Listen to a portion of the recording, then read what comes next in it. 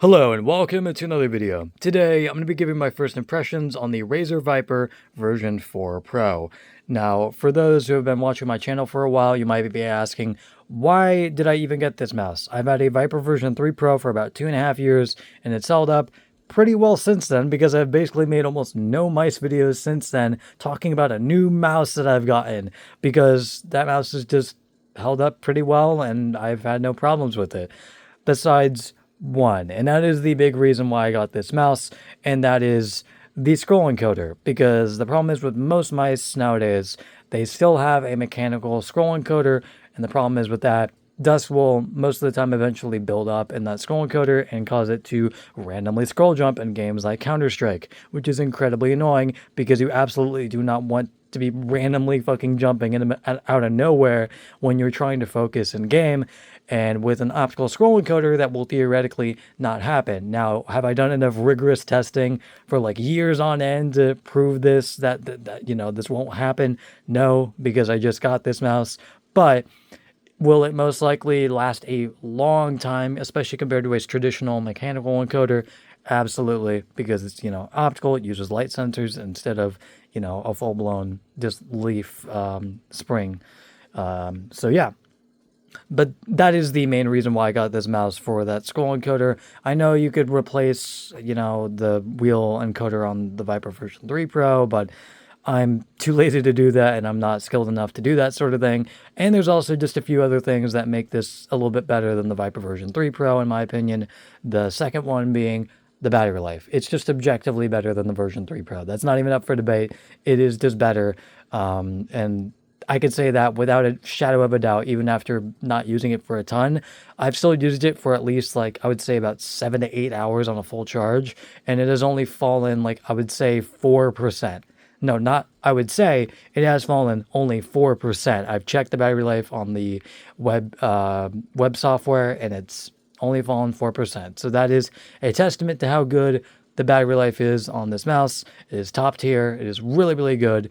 Now, granted, this is on only 1,000 hertz polling, but I think you really only need 1,000 hertz, or maybe 2,000 hertz if you really care. But anything above that, I think, is a little overkill. Even on a mouse that has this good battery life, I still think, again, for just longevity's sake, just stick with the 1,000 or 2,000 polling, and you'll be fine. And the third reason why I got this is the overall click feel. It just feels better than the version 3 Pro. Again, this is subjective. Some people may prefer the click feel of the version 3 Pro, but I prefer the version 4. It just feels more snappier. It feels more tactile. It just feels more like a mechanical switch, basically, than the version 3, which still had a little bit of the mushiness that a optical switch normally has, but this one kind of gets rid of that, mostly gets rid of that, and feels, again, the closest to a mechanical switch that I've ever felt in a mouse that has optical switches, which is saying something, because I had the GPX Pro 2 for a while, or Superlight 2, I mean, for a while, and those had pretty good clicks, but these are even better in my opinion. These are really, really good.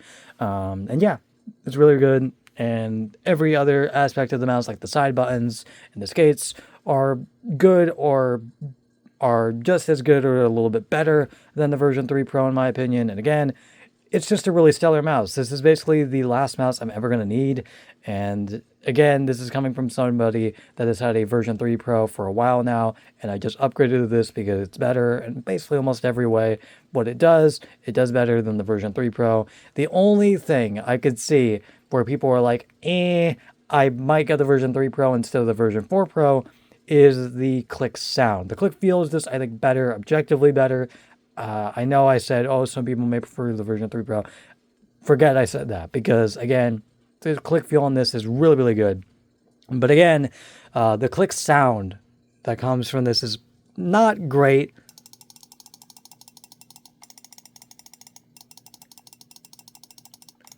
It's pretty loud, and I will say it does have a kind of metallic ping to it, which isn't the best sort of sound in the world.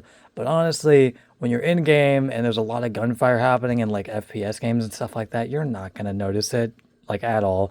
Even in the quieter moments in Counter-Strike where there isn't a lot of gunfire happening, I don't really notice it. My brain kind of tunes it out and it doesn't care.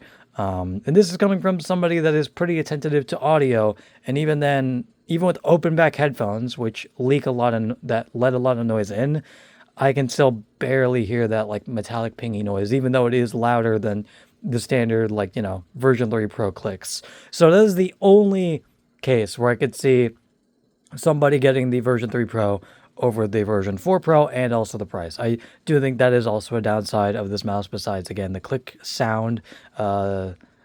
Just I think the price is a little too high. I think if it was like 130 or 120, this would be really up there, but again, it's still just like really up there, but a little bit further down, if you know what I mean. Like, it's top tier, but like if it was even lower in price, it would be even more top tier, is what I'm trying to say. So again, this is a phenomenal mouse from front to back.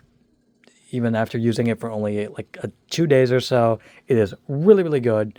And yeah, this is probably going to be the last mouse I ever get, because it is just phenomenal. The skates are great. The side buttons are great. The clicks, besides the sound, is great. The scroll wheel is great. Like, it just feels better. Like,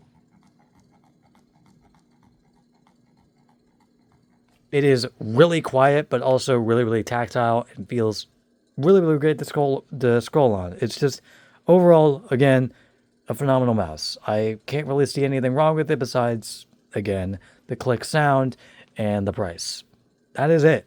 Like, and the price is understandable considering it's a top tier, it's a top tier, like, really popular brand. So again, I get why it's that expensive, but I just wish it was a little bit cheaper, like 130 or 120, because that's, I think, a more competitive with the overall price of a lot of mice nowadays. But again, I understand why it's this expensive, because it is really damn good. And would I get this over the Super Strike, I think that's what it's called, the new Logitech mouse that came out with a new hit system that basically has kind of revolutionized the click feel and click latency in mice?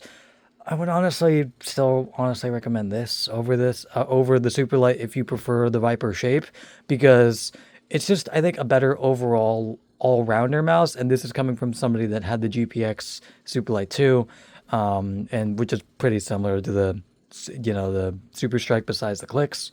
And again, the Super Strike, I mean, god damn it, the names are so similar. The clicks are phenomenal. Like, there's something to behold. It's great that they're able to revolutionize with mice clicks and get the latency that low. That is crazy. The fact that you're able to adjust the click feel is also really, really cool. And this doesn't have it, of course. The Viper version 4 Pro doesn't have that sort of thing.